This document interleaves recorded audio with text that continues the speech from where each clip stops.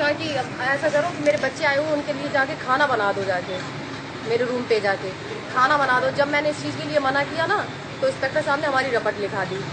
फिर मैं बहुत उनसे कहती रही कि सर मेरी वापसी कर लो, वापसी कर लो। उन्होंने मेरी वापसी नहीं की। फिर मैंने इस चीज़ के लिए मैंने सीओ साहब को भी बताया कि सीओ साहब हमारी मतलब ऐसे ऐसे रपट लिख दी और ऐसे ऐसे हमें कहा। तो सीओ साहब ने ये कह दिया कि ठीक है हम उनसे बात करते हैं। उसके बाद सीओ साहब ने हमारी वापसी करा दी 4 दिन बाद। अगले दिन लगभग कल की बात है, कल 10 बजे का समय था।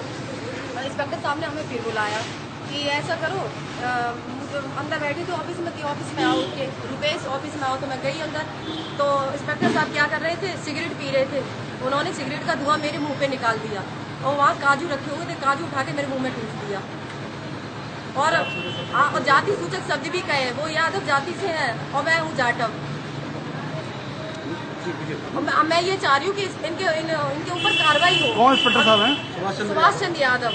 कहाँ तैनाती है इनकी? सिपाहियों से माँ बहन की गालियाँ देते हुए सभी के साथ व्यवहार करते हैं, कहीं सीएस रजिस्टर फाड़ देते हैं। कल दरोगा जी का आरबी सिंह चौकी मीडियापुर का चौक, उनका पर्चा फाड़ दिया ये कहते हुए कि मैं क्या साइन कराऊं। कोई असली हरकत भी की आपके साथ? हाँ असली ये क्या, ये है नहीं क्या? अगर धुआं निकाल दिया सर, वो उसका सिगरेट का धुआं मुंह पे निकाल रहे हैं, मुंह में जबरदस्ती काजू ठूस रहे हैं, तो ये क्या है?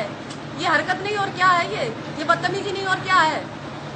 क्या महिला कांस्टेबल है तो किसका मतलब इसलिए पोस्टिंग है कि हम इनके घर पे जाके खाना बनाएंगे कि ये अपने सिगरेट पी के मेरे मुंह पे धुआं निकालेंगे? किसी बड़े अधिकारी से शिकायत की आपने? मैंने बड़े अधिकारी से, मैंने सीओ साहब से भी कहा, मैंने अपर साहब से भी कहा और हम आए कप्तान साहब से मिलने के लिए, लेकिन कप्तान साहब मिल नहीं पाए, वो आगरा गए हुए मीटिंग में। और जब तक इसके ऊपर कार्रवाई नहीं होगी तब तक या तो मैं रिजाइन दूंगी या मैं आत्महत्या करूंगी। जब तक इसके ऊपर कार्रवाई नहीं होगी, इसे यहाँ से हटाया नहीं जाएगा, इसे सस्पेंड नहीं किया जाएगा तब तक। इससे पहले भी कोई हरकत की है? इससे 3 बार हरकत कर चुका है, 3 बार। मैंने अपने हस्बैंड से भी कहा और इन्होंने बात भी की जाके, लेकिन ये कह रहा है कि जाओ तुझे कार्यालय में रखूंगा तो एक को भिजवाऊंगा कुरावली। ये कह रहा था कि तुझे यहीं रखेंगे और तेरे हस्बैंड को ऐसी जगह फेंक दूंगा ना जो वापस कभी नहीं आ पाएगा।